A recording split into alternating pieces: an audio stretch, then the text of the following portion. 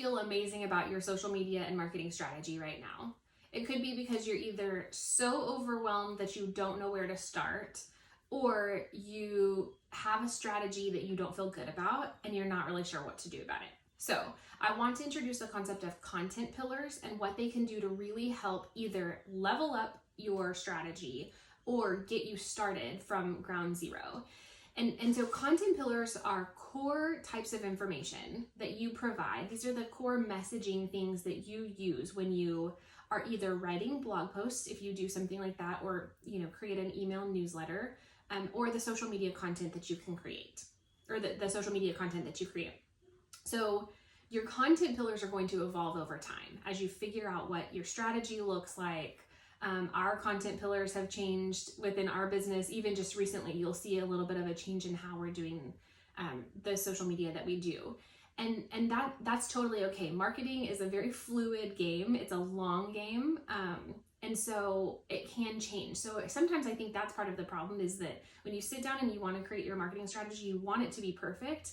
And if it doesn't feel like it's perfect, or it doesn't feel like it's forever or sustainable, you're like, it's not there quite yet, and you don't do it. So I want to give you 4 content pillars that really can work for any business to get you started on this strategy. And then you'll start to figure out what works for you, what types of posts, all of those things. It'll start to shake out, and you'll change your content pillars in 3 months or 6 months or a year, and that's totally okay. But if you are just getting started or just need some direction, here are 4 content pillars that you can use to get started. So the first content pillar is going to be your story. So this is your empathy, your authority. This is talking about why you started your business, because you saw a problem that people face and you have a solution and can be the guide to help them solve their problem. The second part of the content pillar the second content pillar you can use is your customer story. So really talking about the problem that they're facing and the solution that you as the guide can offer to help them overcome their problem. The third content pillar that you can use is to promote your services. So we've talked a lot about this. You don't want to constantly be selling in your social media, because people they don't want to be sold to all the time. They want helpful information. They want somebody that they can know, like, and trust. And so you're not going to sell all the time, but when you do, you need to be intentional about selling. So your third content pillar is promoting something, whether it's a product, a service, whether it's maybe it's just a general promotion. You're offering a discount right now. So the third content pillar is some sort of a promotion.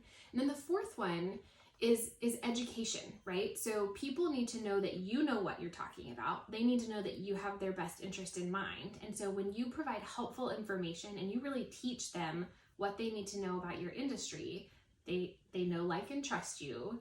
You're giving them helpful information. And when they are ready to do business with you, you're the one that they're going to do business with. So those 4 content pillars that any business can start out with are your story, your customer story, a promotion piece, and education.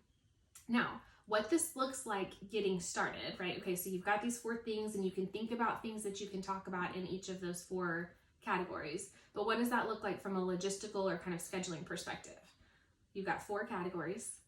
There are 7 days in a week. I don't think for anybody starting out, it's realistic to think about trying to post 7 times a week. So let's say you're going to set a goal of posting 4 times a week, once a week, with each of your content pillars. So that means that's 16 posts a week, 4 of each kind. If you were to sit down, for maybe an hour and a half or 2 hours once a month, I believe that you could create the content you need for 4 of these content pillars, 4 posts, through the 16 posts that you need for the month. I'm trying to get too deep in the weeds for the math.